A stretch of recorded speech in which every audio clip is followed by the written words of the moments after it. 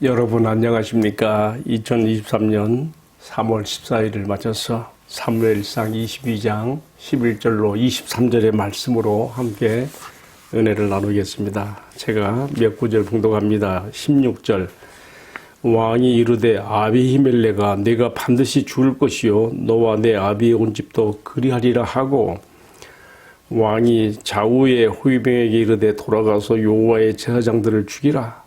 그들도 다윗과 협력하였고 또 그들이 다윗이 도망한 것을 알고도 내게 알리지 아니하였음이니라 하나 왕의 신하들이 손을 들어 여호와의 제사장들 죽이기를 싫어한지라. 왕이 도액에게 이르되 너는 돌아가서 제사장들을 죽이라 하매 에돔 사람 도액이 돌아가서 제사장들을 쳐서 그날에 세마포 에봇을 입은 자 85명을 죽였고 제사장들의 성읍 노새 남녀와 아이들과 젖 먹는 자들과 소와 나귀와 양을 칼날로 쳤더라. 아멘. 예, 봉독한 이 말씀을 중심으로 아히멜렉 제사장 가문의 멸문지하에 담긴 이중적 의미를 함께 생각해 보겠습니다. 멸문지화라는 말 무슨 말인지 아시죠? 예, 어느 한 집에 영무에 관련된 자가 있으면 그 한 사람뿐만 아니라 그의 온 가족, 일문, 친족까지 다 죽이는 그 무서운 그런 재앙이 우리 조선 역사에도 있었고요. 성경의 그 역사에서도 지금 이렇게 나타난 걸 보게 됩니다. 당시 제사장이었던 아히멜렉과 그 가문이 이 사울의 칼날에 의해서 이렇게 하루아침에 다 도륙을 당하는 참 끔찍한 일들이 벌어집니다. 그때 죽은 제사장들, 하나님을 가까이 나아가 섬기는 에봇 입은 제사장 85명이 죽고 그뿐만 아니라 그들에게 속한 모든 가족들, 아이들, 부녀자들, 심지어는 가축과 모든 재물들이 다 도륙을 당하는 그런 형극을 당합니다. 여기서 한 가지 의문이 생겨요. 이 악인이 휘둘리는 칼날에 이 의로운 제사장들이 죽을 때 하나님은 어디 계셨습니까? 왜 이 참혹한 광경을 그대로 내버려 두시고 있었습니까? 질문하지 않을 수가 없는 거죠. 사울이 사무엘에게로 도피하여 몸을 숨겼을 때는 그때 사울이 전령들을 몰고 자신도 찾아가서 그때는 어떻게 하지 못했어요. 그때는 하나님의 영이 임하여 그들이 예언하는 그런 그 자들이 되어지고 사울 자신도 벗은 몸으로 예언을 하면서 종야를 그렇게 보였다 했는데요. 왜 사무엘이 있었던 라마로 찾아가서 이 다윗을 죽이려 했을 때는 왜 그렇게 막으셨던 하나님께서 왜 아히멜렉 제사장과 그 가문이 지금 멸문지화를 당하는 이때는 이대로 두고 계시는가 이 말이죠. 저는 이 점에 대해서 매우 궁금하지 않을 수 없습니다. 여러분 어떠세요? 참 궁금해요. 그러나 저는 하나님이 지켜보시고 하나님께서 하시는 일들 가운데는 결코 잘못된 것이 없다는 것을 인정합니다. 지금 제사장 아히멜렉 가문이 멸문지화를 당하는 이 사건은 그냥 우연하게 닥친 사건이 아니죠. 하나님의 필연 속에 숨긴 사건이며 이 사건 속에는 시줄과 날줄처럼 얽혀진 사연과 선미들이 있습니다. 첫째로 이 사건은 지난날 하나님의 제사를 경멸했으며 하나님의 성막을 성범죄의 장소로 사용했던 엘리 제사장 가문에 대해서 이미 사무엘상 2장과 3장에서 이미 저주선언이 나왔거든요. 2장에서는 하나님의 사람이 저주를 했고요. 3장에서는 당시 엘리 제사장이 나이가 많고 둔하여 영적 감각이 무뎌져서 하나님 음성을 들을 수가 없으니까 어린 사무엘을 통해서라도 하나님께서 엘리 제사장과 그 가문에 임할 재앙을 말씀했잖아요. 지금 저는 생각해 볼 때 그 예언한 것들이 그때 그 말씀하신 재앙이 이렇게 이 가문에 내렸다 이렇게 생각을 해보게 되는 겁니다. 그러나 여기서 끝나면 안 돼요. 저는 그렇습니다. 이 사건을 단지 조상 잘못 둔 아히멜렉과 제사장 그 가문에 임한 하나님의 저주로만 그렇게 치부하기에는 너무 애석한 거예요. 어떻게 제사장 예봇을 입은 85인이 이렇게 하루아침에 죽어난 일을 단지 그 가문에 임했던 저주 그 한 가지로만 끝낼 수가 있는가 이 말이죠. 그 당시 아히멜렉과 그 제사장 가문들은 그런 죄에 연루되지도 않았고요. 나름대로 하나님의 앞에 직무를 감당하고 있었는데 애석하지 않습니까? 저는 그래서 이 죽음이 허용된 하나님의 또 다른 섭리가 이 속에 담겨 있다고 두 번째 생각을 해보게 됩니다. 그것은 무엇인가 하면요.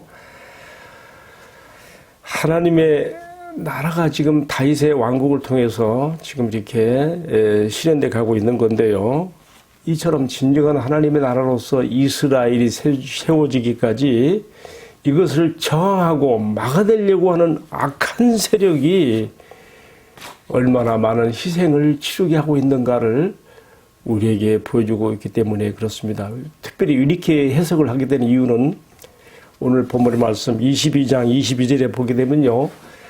이 아히멜렉 제사장 가문이 도륙을 당하는 이 참화 속에서 간신히 도망쳐 빠져나온 아비아달이라는 제사장이 다윗에게 가서 이 사건의 전말을 이야기합니다. 그때 다윗이 가슴 아파하면서 이것이 다 내 탓이로다. 나로 인하여 모든 사람이 죽은 것이 나로 인한 내 탓이로다. 그렇게 말하고 있어요. 이 말은 무슨 말인가 하면요.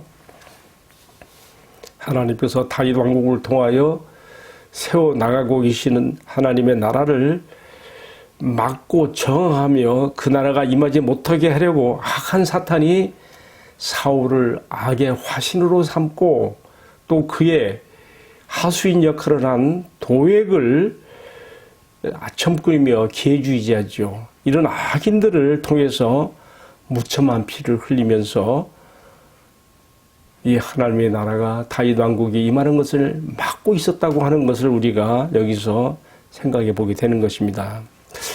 여러분, 우리가 신약으로 넘어와서요. 이제 다윗의 위를 이어서 예수님께서 이 땅에 하나님 나라를 그의 사역 가운데 나타내시고 세우시는 일을 위해서 탄생했을 때 어떤 일이 벌어졌습니까? 여러분 잘 알잖아요. 예수님의 탄생과 맞물려서 이 왕의 탄생을 막아내고 죽이려고 하는 당시의 왕 헤롯의 악한 시도가 베들레헴의 모든 2살 아래의 어린 아이들을 다 죽이는 일로 사내 아이들을 죽이는 일로 나타나지 않습니까? 여기 일맥상통하는 것이죠. 이 두 가지 사건이 다 뭘 말해주고 있습니까?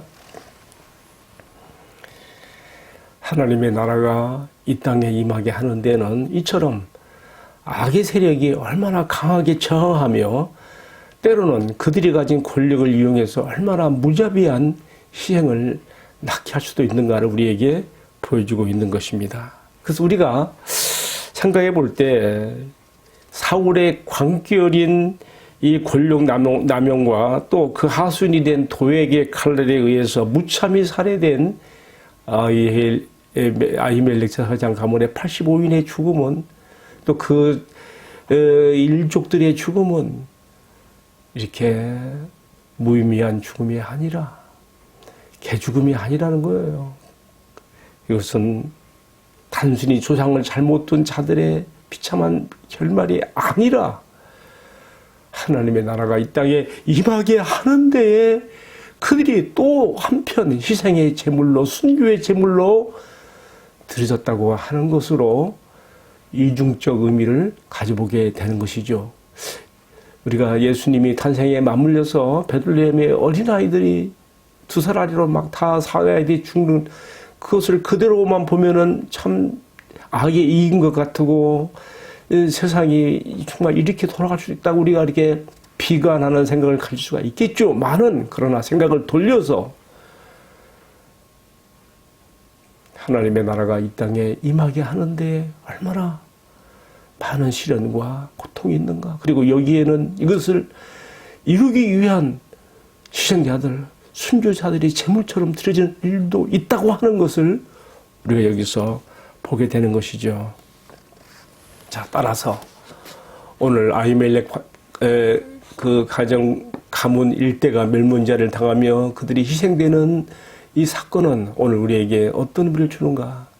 오늘 나에게 임하여 있는, 오늘 우리 시대에 이 땅에 임하여 있는 하나님의 나라, 오늘 우리 시대의 하나님의 나라는 비록 불완전하고 불완전한 모습으로 보여지고 있지만 과도기적 교회를 통해서 나타나고 있는데, 이 땅에 복음이 전파되어지고 하나님의 통치가 임하고 하나님의 백성들이 교회를 통해서 회집되어지고 이 땅에 하나님 나라가 임하게 되어 오늘 나의 시대까지, 우리 시대까지 이르게 된 데에는 그냥 온 것이 아니라 얼마나 많은 우리 앞선 시대의 희생과 또 순교의 필림과 그런 고통의 시간들을 지나서 여기까지 왔는가를 우리가 기억하면서 지금 이 시대에 내가 하나님 나라의 백성으로서 하나님을 섬기고 예배하며 하나님 자녀답게 살아가는 이 모든 일들에 대해서 우리가 감사와 영광을 주님께 올려드리게 되는 것입니다. 뿐만 아니라 여기서 우리가 그치는 것이 아니고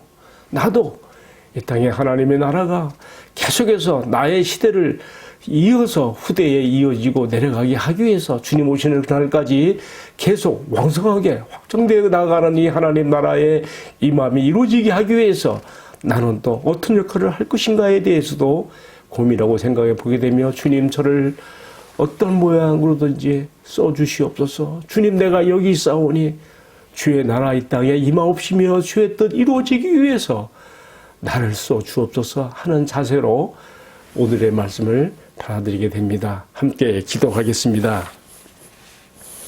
사랑하시는 주님, 이 땅에 하나님의 나라가 임하게 되기 위해서 치루어진 많은 희생과 고통들을 돌이켜보며 오늘 내가 하나님의 백성이 되고 우리 하나님의 복되신 다스림과 통치를 받는 가운데 있음을 감사드립니다.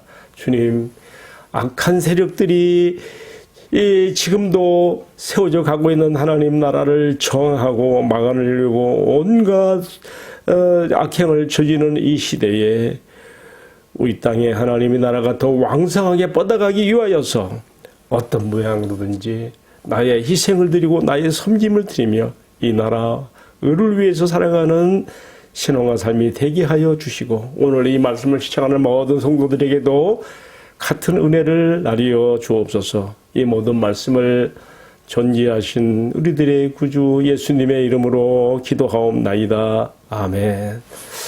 예, 마쳤습니다. 감사합니다.